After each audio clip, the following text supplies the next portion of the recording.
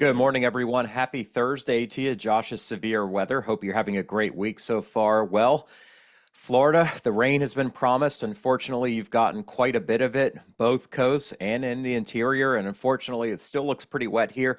We're going to talk about what's causing this rain and where that system is expected to go. We're also going to take a look at some potential tropical development coming up here over the next week or two in the Gulf of Mexico as things start to get much more active as we expected here a few weeks ago.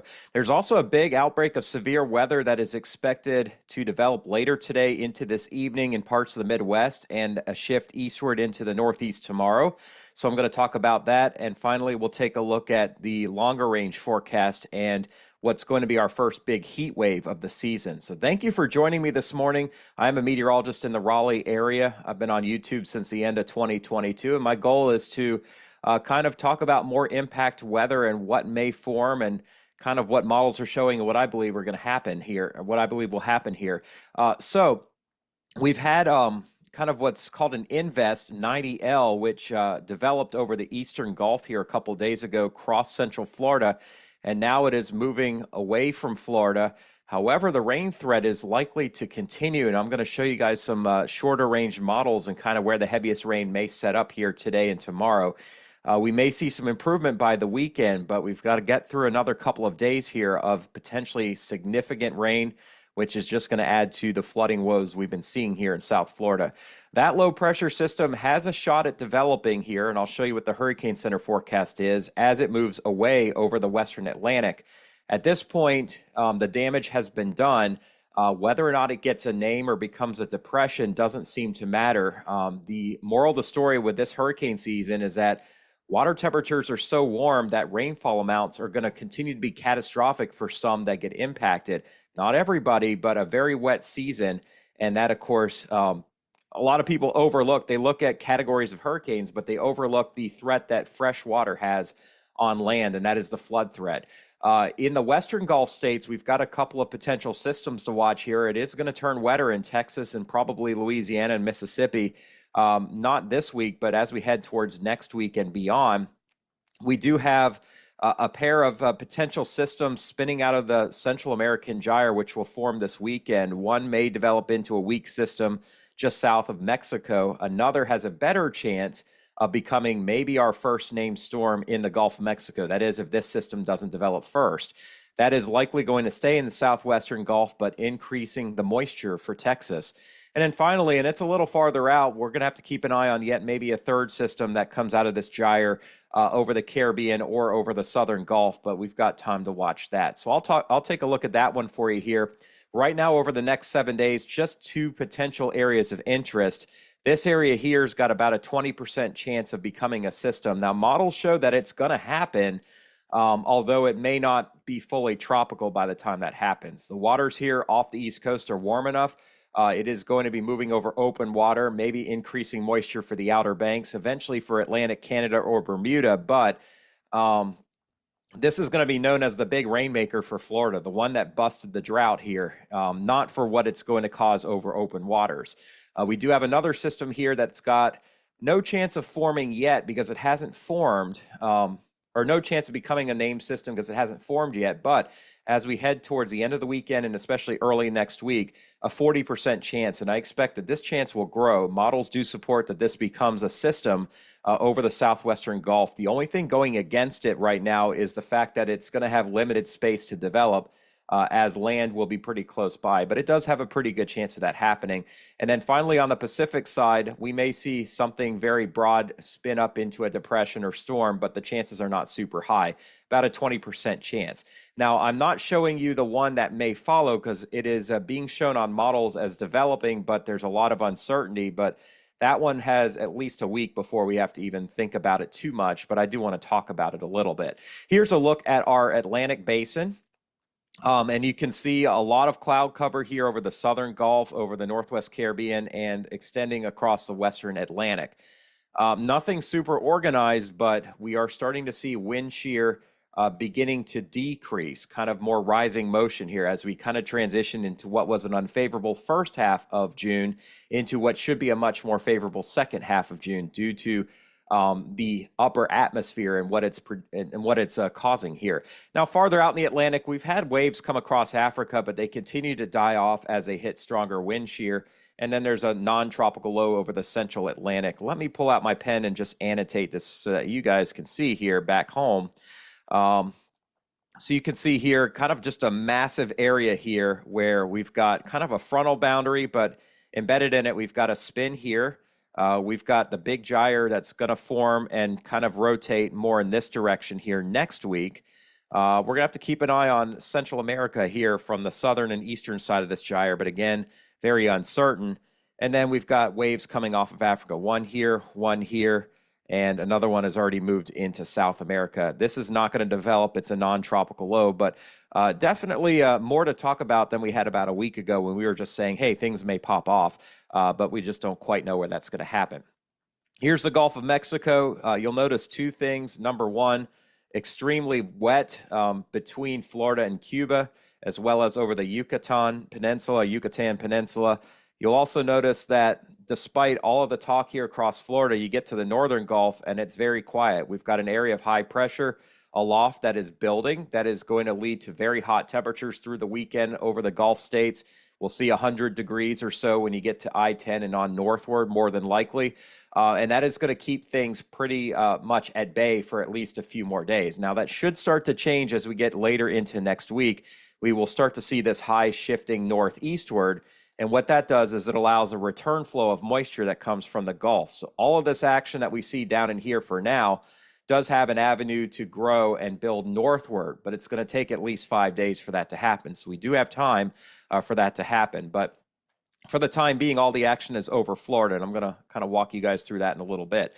In the Caribbean, this is not a bad thing to look at if you're in the islands. You can see strong flow out of the southwest here. You've kind of got this trough that's kind of digging down pretty deep in here, high pressure building over it, but a lot of southwesterly flow, meaning, yeah, there's some moisture that's going to spread into Hispaniola, Puerto Rico, and the islands, but anything that comes in underneath this is going to get sheared to death. So some good news there for the time being, and I think we've still got some time. Whoops, let me get that off the screen. Finally, over the open Atlantic, well, we had a major wave that moved over into the central Atlantic. If you saw it yesterday, it looked even deeper than this, but already getting hammered by wind shear out of the southwest. So thunderstorms have collapsed, and at this point, it's not anything to be concerned with. So good news there on that front. It's a little early in the season, despite the warming waters, to see something coming off of Africa that'll actually survive. Finally, on the Pacific side, we are going to keep an eye on our gyre here, centered kind of in this area. And it's just going to be a pulse here and a pulse there. But with the warm water over the eastern Pacific, we have to watch for something that could develop in kind of close to southern Mexico, which we don't want to see the flooding, but the rain is certainly necessary across this area after such a hot spring. All right, so let's take a closer look at Florida here. This is the infrared, and things are quieter this morning than what we saw last night, fortunately. But you can see we do have some thunderstorm development across this zone here. This is kind of the front that's attached to our central low pressure system here that's very broad. That low is going to head in this direction, but we're going to continue to have a feed of moisture in from the Gulf of Mexico, meaning as the atmosphere heats up, we are going to see rainfall picking up again today and into this evening across Florida. And I think especially Central and South Florida, although not everybody's going to see what Sarasota saw on Tuesday and what northern Miami-Dade and southern Broward County saw yesterday. But some folks are certainly going to see that over the next couple of days. Here's a look at a broader view, and kind of tough to make everything out here, but as it's just starting to get light out. But there's a very weak surface circulation right here moving off the east coast of Florida, and an upper level feature in here, kind of an upper level trough. These two are going to interact, and for the time being, wind shear is pretty strong here, but despite wind shear, we can still get development. We've got a large area here of warmer than average waters over the Gulf Stream. And in fact, the wind shear from the jet stream may actually enhance this somewhat. That can happen. It'll be kind of more of a baroclinic process than a barotropic process, but one that certainly could still cause the system to develop into a subtropical or tropical storm out in here. I know that's very technical, but just wanted to kind of break that down for you guys to understand that there are still possibilities here for this system. But as it does that, it's going to be pretty much over open water.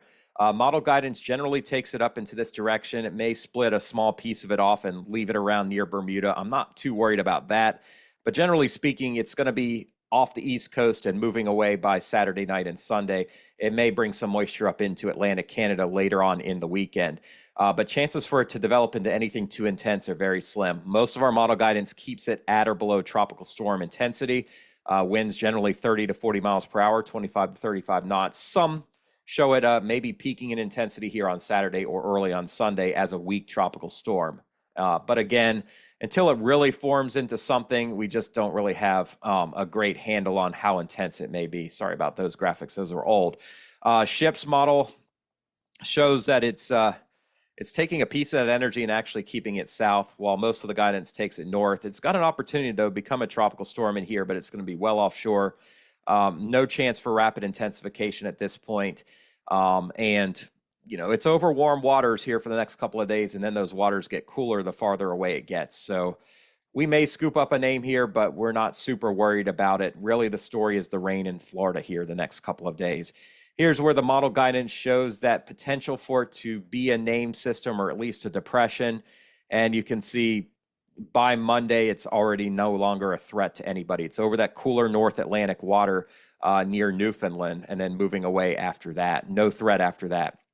Here's a look at the Gulf of Mexico. Here's our invest. Here's the next area we're going to watch here. Notice how it does start shifting northward and chances start increasing. This is going to be next Tuesday, the 18th, Wednesday, the 19th, and then Thursday. So generally speaking, something may pop up and then bend left towards northeastern or eastern Mexico here by the time we get to Thursday and Friday. But it may not be done. After that, we may start to see a second feature try to come up and develop in here as pressures remain low in the Western Gulf. So that's what we're going to be watching. Here are some of the operational models. The colors on the screen indicate precipitable water. The brown, the yellow, those indicate lower amounts of moisture in the atmosphere. The greens and the blues indicate more moisture in the atmosphere. So we're going to see cloud cover and lots of rain where it's darker colored here near Mexico. As we get into the end of the week, you will see kind of the gyre kind of pinwheels, maybe three potential systems. One just south of the Gulf of Tehuantepec in Mexico. One starting to pop up maybe here in the Bay of Campeche, and then we're also going to be watching the east side of Central America where the waters are super warm. The good news here is if you look and see how wet things are in South Florida here the next couple of days, there is going to be some drier air returning to the southeast and to Florida here. Maybe not far southern Florida, but most of Florida by the time we get to next Monday and Tuesday. Now, the system that takes over is our best one, has our best chance of development. That's going to be Tuesday into Wednesday here over the Bay of Campeche. Let me make this a little bit bigger for you guys to be able to see here. So this is next Wednesday, 6 days from now, and we do have a system that may try to intensify into a tropical storm, maybe even a stronger one, but it is likely heading west into Mexico and then dissipating very quickly when it hits the mountains. We do have to watch behind it, though. Modeling showing something else may try to pop up next weekend or beyond. The certainty level on that is not super high. Here's the European model, and we'll show you this. It kind of agrees with the Canadian, although there are some detail differences, of course. But you can see here lowering pressure over the Western Gulf. Something may try to develop next Tuesday or Wednesday. It is going to head and drift west or southwest into Mexico and dissipate over the mountains here. It dries out over most of Florida, although we still have some moisture feed over South Florida, but that wind flow is out of the east versus the west that we have today. So it's not going to be as wet in South Florida next week, but it could still be wet. And then after this system kind of dissipates over land, another one tries to form here on the European, and this would be next weekend. So we've got time to watch it, but notice how since the high pressure system is moving east, there is an opportunity for moisture to start to move northward, and something could form, and this may be something we've got to watch in the Western Gulf here next weekend. Again, May. Not sure just yet how that's going to play out. And then the GFS model, and this one should have a caution label on it after we get past 9 or 10 days. But you can see it is showing a weak system here in the Western Gulf, maybe landfall Tuesday or Wednesday. You can kind of see that right here. It's trying to spin something up here on the Caribbean side. Not so certain about that happening. But you can see it does, just like the European and Canadian, show another system behind this one in the Western Gulf of Mexico next weekend. And caution label, anything past the weekend next week, we don't know what's going to happen. Okay. This particular model gets aggressive, which the GFS tends to do quite a bit after 8 or 9 days. So don't get too carried away with this solution. Although it is a scary one for Texas and Louisiana, it's probably unlikely to be something of this kind of intensity. But either way, there will be a third system that we do need to keep an eye on here in the Western Gulf next weekend. We got to move along. I did want to show you the GFS, and you can see it's just all over the place in the longer range. This was the first run of the week. And by the way, this is going to be for Monday the 24th. You can see the opportunity for something strong was killed. Then it brought something back. You can see how it shifts west and shifts east into Florida, and then back to Louisiana, and then back over the Gulf of Mexico. And again, the models are trying to bring something into the Western Gulf. So over the last 12 model runs, we saw nothing to a big storm hitting Texas, to a weaker storm hitting Florida, to the northern Gulf Coast, now back to the west. It's again going to change over and over again. So I'm showing it to you because this stuff's going to pop up on social media, but right now it's just way too soon to make any calls. The only thing that we can really say with confidence is that moisture will increase across at least the western half of the Gulf of Mexico and potentially over the north central Gulf from Baton Rouge on over to, say, Pensacola or Panama City. All right, real quick, let's look at our system off the East Coast. The NAM does develop a low-pressure system here and deepen it here overnight tonight off of the Carolina coastline. It comes close to the Outer Banks, but it is heading out to sea. And by the weekend, away from the United States with drier air in place as it moves over the North Atlantic. You can see the NAM model shows that winds will pick up off of the offshore waters, and we could see gusts that approach hurricane force if this deepens quickly enough, but it's not going to have a well-defined circulation until we get to the weekend. Rainfall in Florida still looks very wet. Here's, by the way, what happened yesterday. Officially 9.54 inches at Fort Lauderdale Airport, which is ironic. 954 is the area code down there. But if you zoom in, you can see the Everglades got absolutely crushed with 15 inches of rain since yesterday morning. And then there was one section, fortunately not Miami proper, but the northeastern tip of Miami-Dade County picked up about a foot of rain all the way up to about Hollywood, Florida, and Hallandale. We saw on the radar an estimate of potentially a foot of rain falling yesterday. So very localized, but nonetheless, just a very intense rainmaker here. And we're seeing it again on the models for today and tomorrow. Potentially 3 to 6 inches of rain, but locally maybe over 10 inches somewhere in Palm Beach County, as well as in southwestern Florida. You get down to about Everglades City and the south side of Naples. This model is showing potentially over 8 inches of rain, maybe a foot again. Tampa Bay, 3 to 4 inches of rain, but officially 4.1 on this model. When you get north of Ocala, though, those amounts drop off significantly. That's the HER model. The NAM model shows something similar, but instead of the heaviest rain being down here in Collier County, it's farther north into Glades County. And again, Palm Beach County, potentially a lot of convergence and a lot of moisture. So I would not get too carried away with these rain totals because these models are indicating a band sets up and it just dumps, and that will happen, but it could end up 50 miles north, 50 miles south. Again, not a lot of great skill with these models. Finally, the RRFS does not show the heavy rain in Palm Beach. It shows it down in Miami and all the way down to Monroe County and into the Florida Keys, and that could happen as well.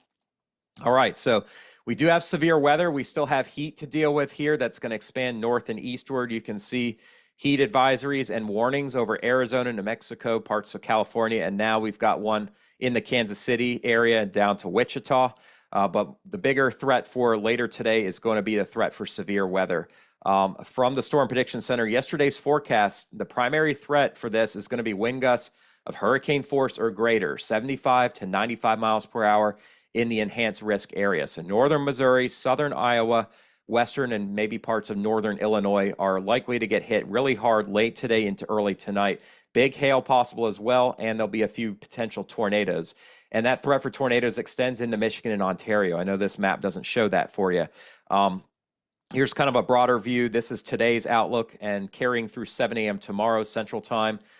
Maybe some rough weather over the UP, over the Lake Huron area into southwest Ontario, but better risk for severe weather across the southern half of Michigan, northern Indiana, maybe the northwest tip of Ohio, much of northern and central Illinois, much of southern Iowa, northern half of Missouri, southeastern parts of Nebraska, and then all the way down into central Kansas here by tonight.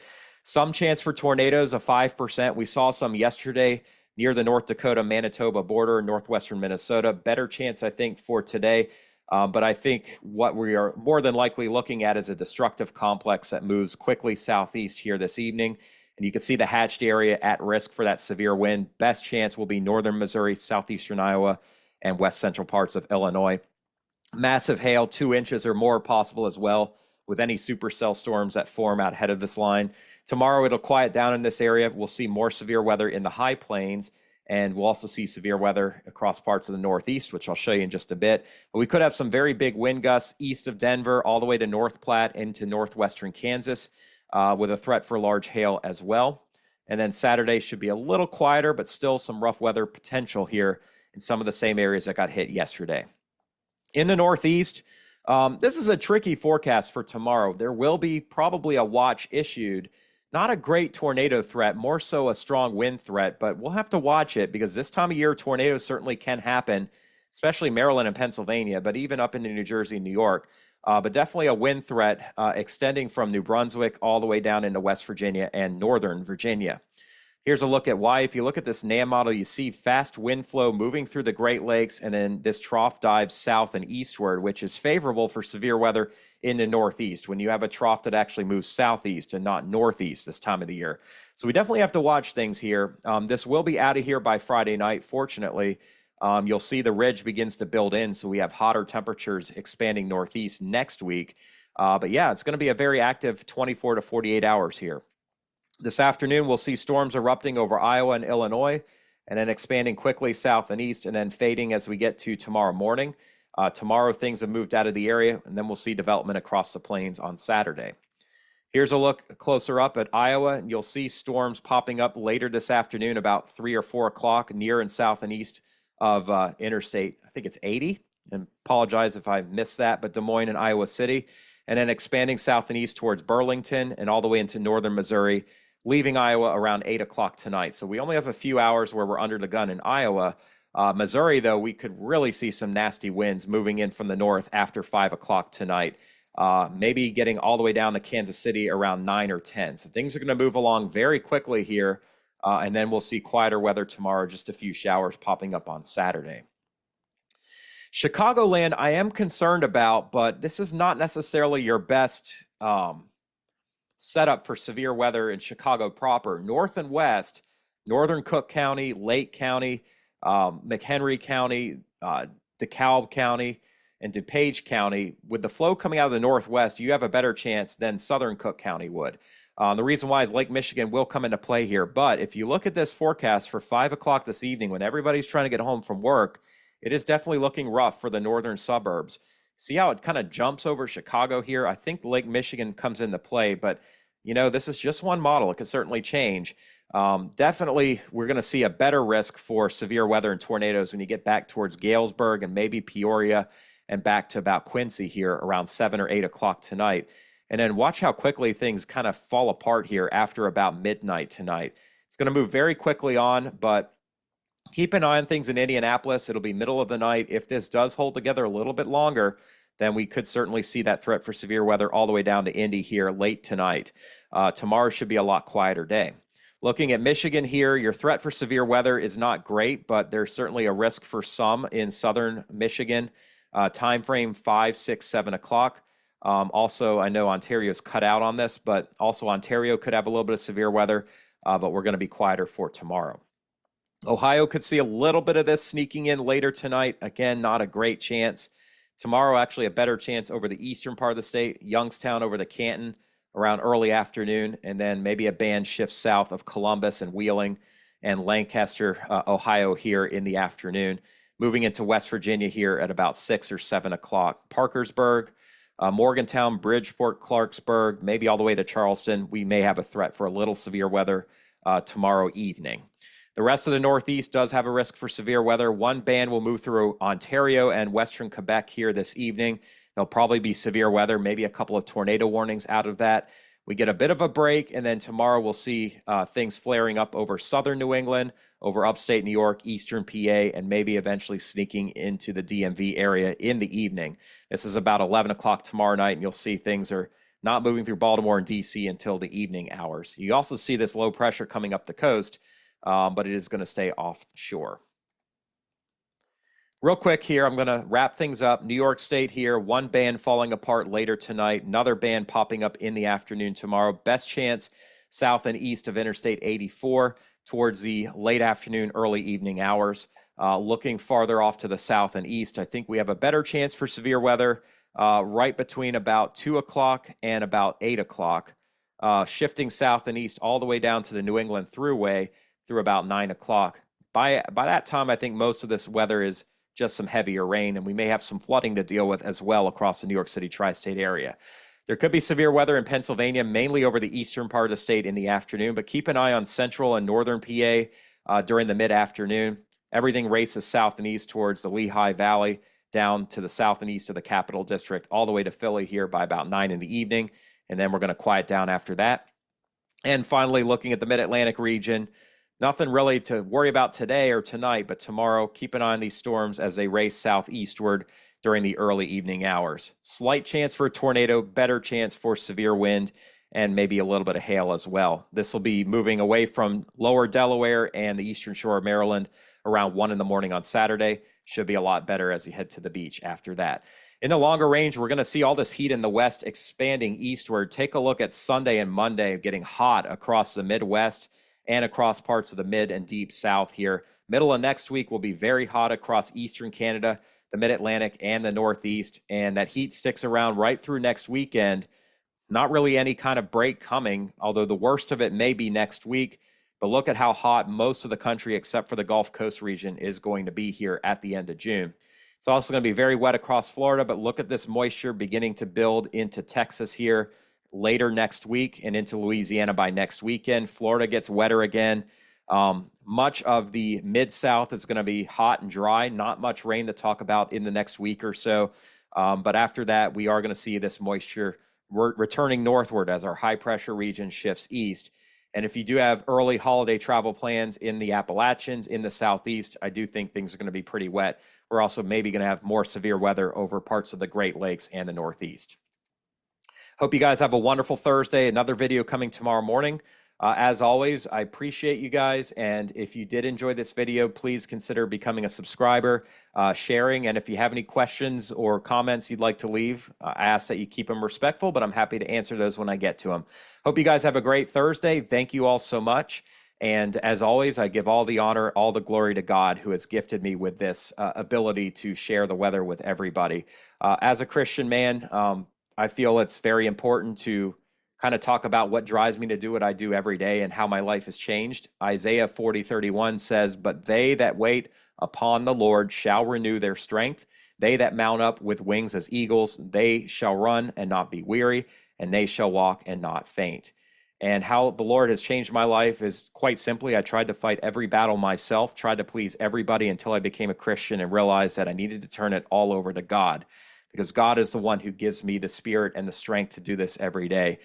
He's the one who keeps me from being weary and gives me the ability to continue to serve, to be a steward, to be able to encourage other people. I hope that he encourages you no matter what your belief system is. I do believe we were all created for a reason, and you were brought here today for a reason.